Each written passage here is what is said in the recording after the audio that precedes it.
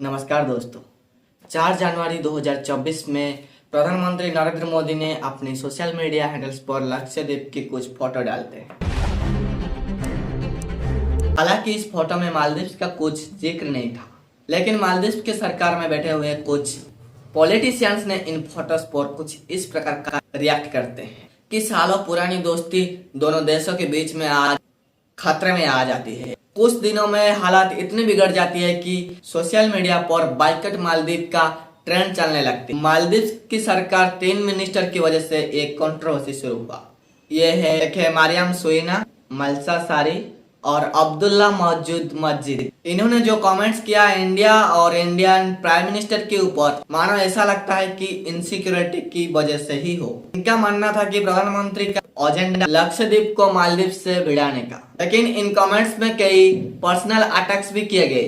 मरियम ने ट्विटर पर प्रधानमंत्री मोदी को कहा इसराइल का पॉपेट। उनके कलीग्स ने यह कहा कि लक्षद्वीप का फोटो खींचे गए हैं, मालदीव की टूरिज्म इंडस्ट्री को चैलेंज करने के लिए खींचे गई है। और माजूम मस्जिद इंडियन स्टीरियोटाइप करके इंडिया का खिलाफ कमेंट करने लगे। इन्होंने ओपन यूरिनेशन की विजुअल्स शेयर की और ये कहा कि ये इंडियन कल्चर। सोशल मीडिया पर ये सब की वजह से पूरा लड़ाई छिड़ी जब इंडियंस ने ये कहना शुरू किया कि अपनी मालदीव की होटल्स एंड फ्लाइट के टिकट कैंसिल कर रही हैं। मालदीव की सरकार को यह सीरियसनेस समझ में आई और मालदीवियन फॉरेन मिनिस्टर ने यह कहा कि जो ओपिनियन यहाँ पर मिनिस्टर ने एक्सप्रेस किए हैं वो उनकी पर्सनल ओपिनियन और मालदीव की सरकार व्यूज को रिप्रेजेंट नहीं करते। बाद में इनकी सरकार इन 3 मिनिस्टर को सस्पेंड भी कर दिया। लेकिन बात यहाँ पर सिर्फ मालदीव वर्सेस लक्षद्वीप की नहीं, सिर्फ इस सोशल मीडिया की लड़ाई की नहीं है। इस पूरी कंट्रोवर्सी के पीछे छुपी है एक नफरत की पॉलिटिक्स, ये जियो पॉलिटिकल एजेंडा जिसकी वजह से ये सब हुआ। आइए समझते हैं आज का इस वीडियो में।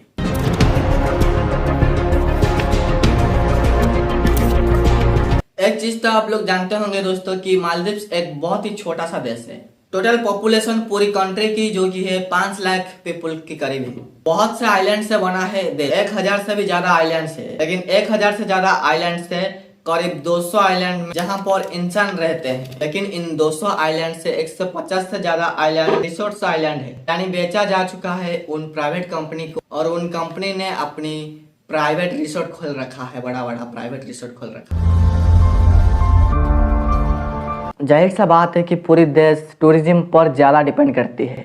28% जो जीडीपी है वो टूरिज्म पर डिपेंड करते हैं। 90% का जो टैक्स का रेवेन्यू जो सरकार के पास आ रहा है वो इम्पोर्ट ड्यूटीज और टूरिज्म रिलेटेड टैक्सेस से आती है। इंडिया नंबर 1 देश है अगर मालदीव से आने वाले टूरिज्म को संख्या देखे तो 2023 में 2 लाख से ज्यादा इंडियंस मालदीव घूमने के लिए गए। टोटल 17.5 लाख टूरिज्म इस साल मालदीव में आए थे घूमने के लिए। आप इमेजिन कर सकते हो कि 5 लाख पॉपुलेशन देश में 17 लाख से ज्यादा टूरिज्म आ रहे हैं एक ही साल में। लेकिन इंडिया मालदीव का जो रिश्ता है वो टूरिज्म से कहीं गहरा है। सालों से इंडिया और मालदीव एक दूसरे की स्ट्रैटेजिक और दोनों देशों के बीच मिलिट्री कोऑपरेशन भी देखने के लिए मिला। इंडिया ने सागर जैसी इनिशिएटिव में स्पेशल रोल निभाया। सागर का फुल फॉर्म है security and growth for all in the region. 2008 के अराउंड इंडिया की नेबरहुड फास्ट पॉलिसी शुरू हुई थी, जिसकी वजह से इंडिया ने श्रीलंका, मालदीव, नेपाल, अफगानिस्तान, बांग्लादेश, पाकिस्तान और म्यांमार से अपनी रिलेशनशिप इंप्रूव किए थे। करीब 77 मिलिट्री ऑफिसर्स जवान भी प्रेजेंट है मालदीव की आइलैंड पर और साथ ही साथ 2 ध्रुव एडवांस लाइट हेलीकॉप्टर भी इंडिया ने डोनेट किया था मालदीव को 2010 और 2015 में। इस मिलिट्री प्रेजेंस और हेलीकॉप्टर देने के पीछे कई कारण हैं, जैसे कि नेचुरल कैलामिटीज की पर रद्द करना, रिसर्च रेस्क्यू ऑपरेशन कंडक्ट करना, मेडिकल पेशेंट की एयरलिफ्टिंग करना एक से दूसरे आइलैंड तक। लेकिन इसके अलावा इंडिया की वारशिप मालदीव की एक्सक्लूसिव इकोनॉमिक जोन को पेट्रोल करती है। ये मालदीव के आसपास समुद्र है जहाँ पर इलीगल एक्टिविटी प्रिवेंट करने का काम किया जाता है टेररिज्म को रोकने के लिए। और इसके लिए मालदीव ने रिक्वेस्ट किया था इंडिया को ये करने के लिए। साल 2009 में जब मालदीव के सरकार को खतरा था टेररिज्म का अटैक हो सकती है उनके देश में, तो उन्होंने इंडिया से मदद मांगी थी, क्योंकि इनके पास मिलिट्री एसेट्स और सर्विलेंस की कैपेबिलिटी नहीं थी। लेकिन यही मदद और इंडिया की मिलिट्री प्रेजेंस मालदीव की पॉलिटिक्स में पिछले कुछ साल से कंट्रोवर्सी का बड़ा मुद्दा बन गए। मालदीव की कुछ पॉलिटिकल पार्टीज इसके बिल्कुल फेवर में नहीं है। वो चाहते हैं कि इंडिया अपनी मिलिट्री वापस ले जाए। इनफैक्ट मालदीव की करंट प्रेसिडेंट मोहम्मद मुइज्जू, इनकी political party People's National Congress, इसी मुद्दे पर इलेक्शन लड़के सत्ता में आए थे। ये इंडिया आउट का मुद्दा, ये समझने के लिए हमें थोड़ी सी मालदीव की पॉलिटिक्स के ऊपर नजर डालनी होगी। क्या है दोस्तों, इनकी देश पूरी 30 साल तक इनका पूरा देश डिक्टेटरशिप के अंदर रहा था। ये सिर्फ साल 2008 में ही था कि एक नया कॉन्स्टिट्यूशन एस्टेब्लिश किया गया और एक मल्टी पार्टी डेमोक्रेसी सिस्टम का इनकी देश में आया। उस साल 2008 में जो इलेक्शन कंडक्ट करा गया उसमें जीत हुई मालदीव की डेमोक्रेटिक पार्टी, जिसे शॉर्ट में कहा सकता है MDP, और इनके नए प्रेसिडेंट बने मोहम्मद नसीर। ये अपने आप में 4 साल तक काफ़ी सक्सेस प्रेसिडेंट बन के रहे थे। क्लाइमेट चेंज इशू पर अवेयरनेस फैलाए। मालदीव की पूरी देश को कार्बन नेचुरल बनाने की प्लेज की। इनकी फॉरेन पॉलिसी इंडिया फास्ट की थी। इनकी टर्म्स के दौरान इंडिया और मालदीव एक दूसरे के काफ़ी करीब आई थी। जैसे मैंने बताया 2009 में इनके कहने पर इंडिया ने मिलिट्री डोनेट किए थे मालदीव, लेकिन 2012 में पॉलिटिकल क्राइसिस देखने के लिए मिलता है मालदीव में। और अगले साल 2013 में जब नई इलेक्शन होती है तब एक नई पार्टी पावर में आती है, progressive party of Maldives PPM। एक नए प्रेसिडेंट बनते हैं अब्दुल्ला यामीन अब्दुल गेमोन, और पार्टी बदलते ही देश की फॉरेन की पॉलिसी भी बदलती है। ये नई पार्टी इंडिया की काफ़ी खिलाफ थी। 2016 में इनकी नई सरकार ये भी कहती है कि 2 हेलीकॉप्टर जो आपने हमें गिफ्ट किए थे वो आप वापस ले लो। इंडिया से दूर होकर यामीन की सरकार चाइना की काफी करीब आता। चाइनीज कंपनी को काफी बड़े बड़े इंफ्रास्ट्रक्चर प्रोजेक्ट से कॉन्ट्रैक्ट दिया जाता है मालदीव के आइलैंड ने, और इसी बीच मालदीव चाइना के बेल्ट एंड रोड इनिशिएटिव का एक बड़ा हिस्सा बन जाती है। एक ऐसा इनिशिएटिव जिसमें चाइना बड़ा बड़ा इंफ्रास्ट्रक्चर प्रोजेक्ट में अपना पैसा खर्चा करना चाहता है, दुनिया की अलग अलग देशों में सड़कें, रेलवे और पोर्ट्स बनाते हुए एशिया, अफ्रीका एंड यूरोप में अपना इन्फ्लुएंस बढ़ाने के लिए। ज्यादातर चाइनीज कॉन्ट्रैक्ट का जो लॉन्ग टर्म होती है काफी अनसस्टेनेबल था, की वजह से बहुत सारे देश कर्जा में डूब गए चाइना के सामने। मालदीव खुद 1.5 बिलियन की डॉलर चाइना से बोरो करता है। इस समय के दौरान इस सरकार की वजह से इंडिया और मालदीव की रिलेशंस कमजोर होती है, और इंडिया की जो स्ट्रैटेजिक पोजीशन थी इस एरिया में वो भी कमजोर होने लगी। लेकिन 2018 में जब अगली इलेक्शन होती है, इस बार फिर से पार्टी बदलती है और देश की फॉरेन पॉलिसी बदलती है। 2018 में MDP पार्टी के इब्राहिम मोहम्मद सोली नए प्रेसिडेंट बनते हैं। सबसे पहला काम करते हैं, जो ये इंडियन हेलीकॉप्टर को वापस भेजने का कहा गया था उसका कॉन्ट्रैक्ट एक्सटेंड कर देते हैं। कहते हैं कि नहीं, यही रखो उस हेलीकॉप्टर को। एक बार फिर से फास्ट स्ट्रैटेजी अपनाई जाए। इंडिया भी मदद करती है। इंडियन सरकार की billions of dollars India provide करता है मालदीव को, ताकि वो जो कर्ज आया था पिछले सरकार में उससे बाहर निकाला जा सके देशों को। कोविड पैंडेमिक आता है, उसके दौरान भी वैक्सीन प्रोवाइड करता है इंडिया मालदीव को। यहाँ पर एक चीज ध्यान देने वाली है कि ये जो डेमोक्रेसी मालदीव में नहीं आई थी, वो जो 30 साल डिक्टेटरशिप चल रही थी उसमें भी इंडिया और मालदीव की रिलेशनशिप बहुत अच्छे हुए करती थी। जैसे कि 1995 में इंडिया ने इंदिरा गांधी मेमोरियल हॉस्पिटल बनाया है मालदीव में। ये अभी का टाइम में देश का सबसे बड़ा हॉस्पिटल है। 2020 के समय पर वापस आया इनकी नए MDP की सरकार। इंडिया फास्ट के सेंटिमेंट को लेकर कुछ ज़्यादा ही एंथुसियास्टिक थी। बहुत सी बिलटरल एग्रीमेंट साइन करते हैं इंडिया मालदीव के बीच में। इस समय पर $500 मिलियन ग्रांट्स इंडिया देती है मैरीटाइम कनेक्टिविटी के लिए। 800 मिलियन की डॉलर लाइन ऑफ क्रेडिट जाती है export import bank of India के द्वारा। लेकिन इस इंडिया फास्ट प्रोटेक्टिव अप्रोच की वजह से एक अंडर करंट भी चल रही थी पूरी देश में, इंडिया आउट की सेंटीमेंट। ऑपोजिशन में बैठे हुए जो पॉलिटिशियंस थे वो कह रहे थे कि ज़्यादा ही यारारा लगता है सरकार का इंडिया का सरकार के साथ। 2021 तक कई जर्नलिस्ट आर्टिकल लिख चुके थे, सोशल मीडिया पर बहुत सारी पोस्ट कर जा चुकी थी जो कि ओपनली क्रिटिसाइज कर रही थी इंडिया को। और कई मायने में डिग्रेडिंग करती थी इंडिया को। पॉलिटिशियन का द्वारा भड़काऊ भाषण भी दिया जाता था कैसे इंडियन का प्रेजेंस को इन आइलैंड से खत्म करना है। ये सब देखकर इंडियन हाई कमिश्नर जो कि मालदीव में है वो मालदीव की मिनिस्ट्री ऑफ फॉरेन अफेयर्स को लिख रही है। लिखता है कहकर जो आर्टिकल्स लिख जा रहा है, सोशल मीडिया पर पोस्ट लिख जा रहा है, वो हमारी डिग्निटी को अटैक कर रहा है, उसको लेकर कुछ करो। ये जो लेटर होता है मालदीव की मीडिया पर लीक हो जाती।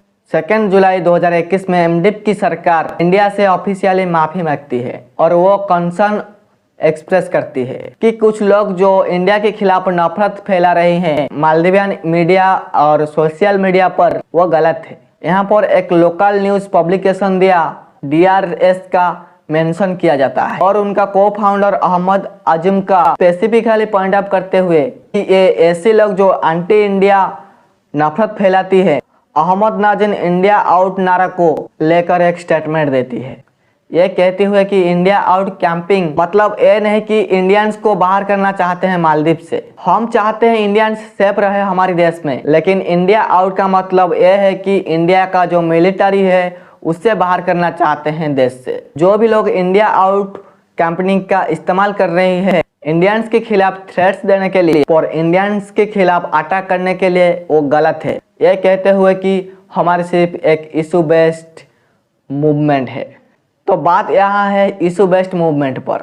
तो क्या है इनके इशू? इनके अपोजिशन में बैठे पॉलिटिशियन का कहना है जो एग्रीमेंट MDP की वो काफी कॉन्फिडेंशियल है और उनकी डिटेल्स जनता के सामने दिखाई नहीं जा रही है। उस वक्त की उनकी अपोजिशन की पार्टी PPM की वाइस प्रेसिडेंट मोहम्मद शरीफ का कहना था कि ये जो एग्रीमेंट का डिटेल्स देश के सामने नहीं दिखाई जाएगी तो ये डेमोक्रेसी का वायलेशन है। हमारी सरकार यहाँ पर नेशनल सिक्योरिटी की बहाना देकर डिटेल्स हमसे छुपा नहीं सकती है। इन्होंने एक एग्जाम्पल दिया मालदीव का थुराथिला फालू आइलैंड और हरबार आइलैंड का एक जॉइंट डिफेंस एक्शन प्लान किए थे फरवरी 2021 में इंडिया और मालदीव के बीच, जहां पर इंडिया का काम था इस कोस्ट गार्ड को डेवलप करना, मेंटेन करना। लीक्ड डॉक्यूमेंट को सजेस्ट किया एग्रीमेंट के अनुसार यहाँ पर रह सकती थी, एक्सक्लूसिव राइट उनके पास है। तो कई मालदीवियन लोग ने इसे सुनकर जेन्युइनली नाराज थी। जो लोग इंडिया आउट कैंपेन को सपोर्ट नहीं भी कर रही थी वो भी अपोजिशन को सपोर्ट करने लगे। तो इसी की वजह से 2023 में जब अगली इलेक्शन बुलाई जाती है फिर से सत्ता पलट जाती है और इनकी PPM पार्टी जो अपोजिशन में सत्ता में बैठी थी वो फिर से पावर में आ जाती है। इस बार ये PPM पार्टी एक और PNC पार्टी के साथ अलियंस बनकर पावर में आती है और मालदीव के नए प्रेसिडेंट बनती है। मोहम्मद मोइजू वो इस PNC के ही कैंडिडेट थे। यह हुआ था 23 दिसंबर 2023 को और यही पॉलिटिकल पार्टी जिन्होंने अपनी पूरी इलेक्शन कैंपेनिंग इंडिया आउट के मुद्दे पर करी थी। देखने वाली बात यह भी है यहाँ पर इनकी पिछले MDP के सरकार ने थोड़ी ट्रांसपेरेंट दिखाई होती और अपनी एग्रीमेंट को इतनी कॉन्फिडेंशियल ना रखा होता, शायद ये इंडिया आउट का सेंटिमेंट अब इतना बड़ा बनता ही नहीं और शायद यहाँ पर सत्ता पलटती भी नहीं। लेकिन अब जब PPM पार्टी सत्ता में आए इंडिया आउट विचारधारा को और भी स्ट्रांग ले जाती है पिछले बार की कंपैरिजन में। इनके नए प्रेसिडेंट मोहम्मद मोइजू इलेक्शन से जीतने के सिर्फ 4 दिन के बाद खुले आम आए बयान देती है कि मालदीव में मौजूद हुए इंडियन फोर्स को देश छोड़ के जाना पड़ेगा। 17 नवंबर 2023 को ये ऑफिशियली प्रेसिडेंट बनते हैं और इसके सिर्फ एक हफ्ते के बाद 23 नवंबर को ये इंडियन यूनियन मिनिस्टर किरण रिजिजू से मिलते हैं। ये मिलकर फिर से वही बात रखते हैं कि इंडिया अपने सारे मिलिट्री पर्सनल को वापस ले ले मालदीव से। और इस बात से सिर्फ 1.5 महीने की बात है रिजिजू के मिनिस्टर ओपनली प्रधानमंत्री मोदी और इंडिया गालियां देने लग गए पब्लिक प्लेटफॉर्म पर। जब ऐसा हुआ मालदीव के जो पुराने प्रेसिडेंट रहे थे और इनकी जो MDP पार्टी है उसके पॉलिटिशियंस ऑब्वियसली इंडिया की फेवर ही बात करते हैं अभी भी। मोहम्मद नसीब इब्राहिम मोहम्मद सोली उन्होंने इस हेटफुल लैंग्वेज कंडेम्ड किए जो इंडिया के खिलाफ हुए।